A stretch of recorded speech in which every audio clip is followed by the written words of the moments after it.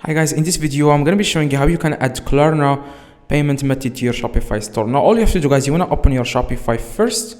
Okay, now the next thing you want to do, guys, you want to log into your account, your store.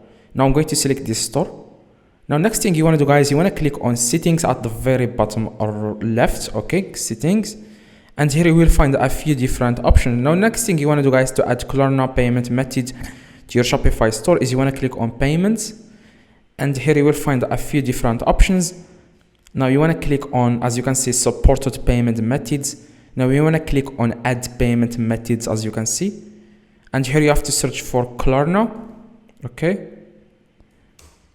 Search for Klarna, and after that, let me do that right now. This is Klarna, click on it.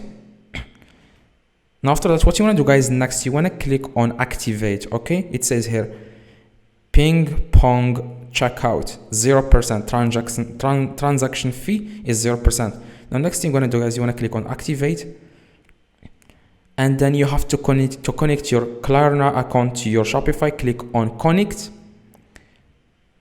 and here it will take you here to this app. Now what you want to do, guys, next you want to click on install app in the top right.